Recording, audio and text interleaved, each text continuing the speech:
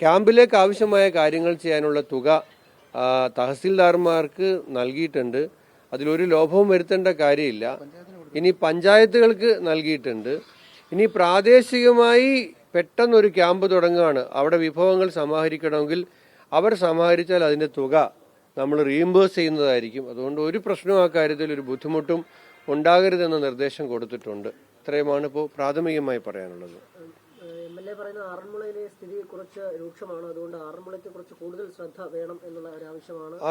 നമ്മളെല്ലാം രാവിലെ വീണ്ടും ഇവിടെ കോഴഞ്ചേരി ടി വി തന്നെ വന്നത് അതുകൊണ്ടാണ്. ആറന്മുളയുടെ കാര്യം, ഒന്ന് ആറന്മുളയുടെ ഒരു ഭൂമിശാസ്ത്രം അനുസരിച്ച് വെള്ളം ഇറങ്ങാൻ താമസിക്കും. പിന്നെ ഇവിടെ ആദ്യത്തെ ക്യാമ്പുകൾ ഉണ്ടായത് ഇവിടെയാണ്. ആദ്യം ഏറ്റവും കൂടുതൽ ആളുകൾ ക്യാമ്പിൽ വന്നതും ഇവിടെയാണ്. അങ്ങനത്തെ ഒരു പ്രശ്നമുണ്ട്. പിന്നെ ഇവിടുത്തെ ചില പ്രത്യേകതകളും ഉണ്ട്.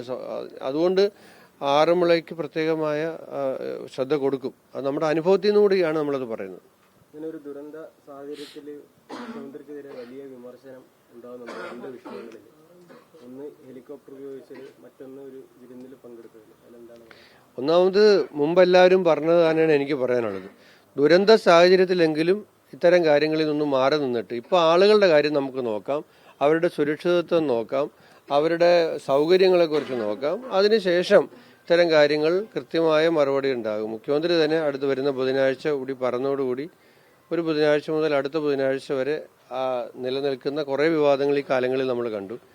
ഞാൻ എന്തായാലും ഇപ്പോൾ എന്നെ ബഹുമാനപ്പെട്ട മുഖ്യമന്ത്രി തന്നെയാണ് ഇവിടെ ബന്ധപ്പെട്ട് നിന്ന് പ്രവർത്തിക്കാൻ ആവശ്യപ്പെട്ടത്. അദ്ദേഹം പറഞ്ഞ നിമിഷം മുതൽ ഇവിടെ നിൽക്കുകയാണ് ഞാൻ.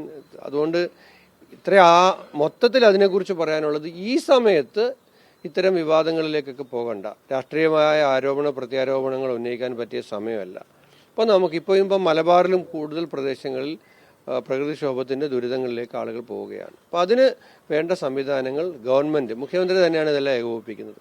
മുഖ്യമന്ത്രി തന്നെയാണ് ഈ നിർദ്ദേശങ്ങൾ നൽകുന്നത്. ഇപ്പോൾ കളക്ടറോട് ചോദിക്കും, മുഖ്യമന്ത്രി തന്നെ 3 തവണ ജില്ലാ കളക്ടറെ നേരിട്ട് വിളിക്കുകയാണ് എന്തായി എന്ന് ചോദിച്ചിട്ട്. ബോട്ടിൻ്റെ ആവശ്യം വരണമെന്ന് പറഞ്ഞപ്പോൾ ബോട്ട് അറേഞ്ച് ചെയ്യാൻ വേണ്ടിയിട്ട് അതിനുള്ള കാര്യങ്ങൾ ചെയ്യുകയാണ്, നേരിട്ട് തന്നെ ചെയ്യുകയാണ്. അപ്പം അങ്ങനെ എല്ലാം ചെയ്തുകൊണ്ടിരിക്കുകയാണ്.